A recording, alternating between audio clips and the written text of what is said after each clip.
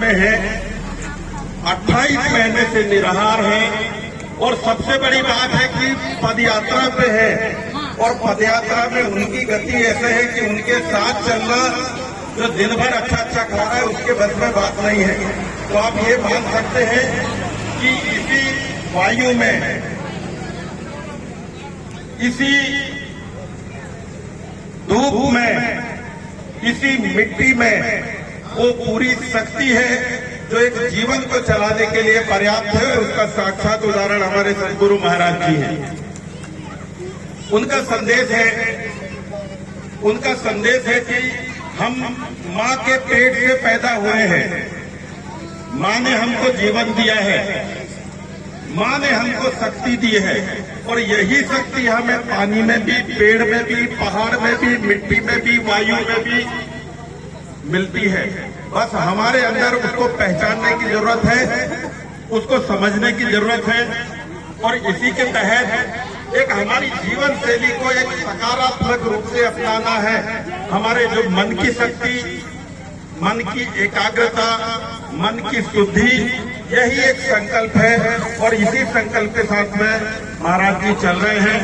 महाराज जी का एक निवेदन है कि हमारे जो पेड़ पौधे, प्रकृति, वायु, पानी, पेड़, पहाड़, इसको बचा के चलना है।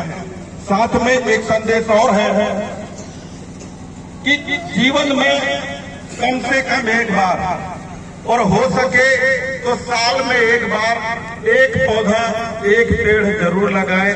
सिर्फ लगाना नहीं है, उसको बचा के भी चलना है, उसको बड़ा करना है। जैसे आप अपने बच्चों को बड़ा करते हो, आप बच्चों पे जितना ध्यान देते हो, बच्चों की साफ सफाई जैसे करते हो, वैसा ही उन पेड़ पौधों को आपको बचा के चलना है। वही असली पूजा है। हम जाके मंदिर में अगर एक घंटे की आरती कर ले, एक घंटे की पूजा कर ले और हम अपने आसपास की पेड़ पौधे, प्रकृति, हमारे आपस के रिश्तों को अगर संभाल के नहीं चल सकते तो फिर चलने का और जीने का कोई मतलब नहीं है।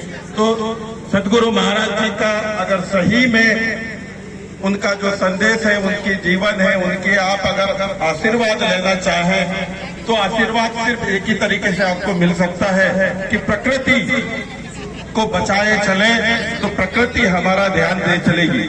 अभी यात्रा के दौरान सदगुरु महाराज जी ने मुझसे एक ऐसी बात कही कि अमरकंटक से मां नर्मदा निकली है, जबलपुर तक का 200 किलोमीटर अगर हम प्राकृतिक रूप से हर गांव बस्ती में अगर हम ध्यान देते हैं, हम पेड़ नहीं काटते हैं, हम अगर उसका संरक्षण करते हैं, उस हर गांव हर गली में पानी के संरक्षण की अगर हम प्रतिबद्धता कर लें, उन नदी, उन पहाड़ों को हम अगर जीवित कर लें, वहां पर पानी रोक लें, पानी से नमी बढ़ेगी, नमी से जंगल अपने आप डेवलप होगा और वो जो पानी रोकेगी वो धीरे धीरे हमारे गांव का वाटर लेवल बढ़ाएगी, हमारे नदी, नाले, कुएं, तालाब को जीवित करेगी और यही मां स्वरूप हमें आशीर्वाद देगी। और हम इतना प्रण लेते हैं कि अगर 200 किलोमीटर की रक्षा अगर हम कर लिए तो उसके आगे का जो 1300 किलोमीटर है, मां नर्मदा जी से चाहे खंभात की खाड़ी में मां नर्मदा जी जाती है, पानी की किसी को कोई कमी नहीं होगी।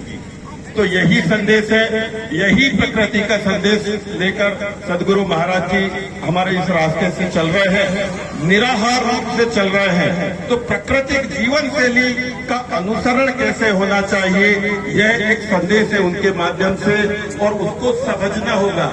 अगर महाराज जी की ये जो बातें जब तक मैं चलते चलते जो मैंने सीखा है, समझा है, जो आपके बीच में रखा है, इतना भी हम समझ गए तो हमारे लिए तो धन्य है। और महाराज जी का हमारे इस रास्ते से निकलना और उनके संदेश को अपनाना ये हमारे लिए धन्य है। हम अहोभाग्य है कि महाराज जी हमारे इस रास्ते से चल रहे हैं और ये संदेश देते देते चल रहे हैं। उसको हमने अपनाया, धारण करना, उसका पालन करना, उसको संभाल के रखना, उसको आत्मसात कर ले, बस यही आप सभी लोगों से हमारी अपेक्षा है और यही महाराज जी का आशीर्वाद है। और यही कहते हुए मैं जय हिंद जय भारत नर्मदे हर के साथ में अपनी बारी बोलता हूँ।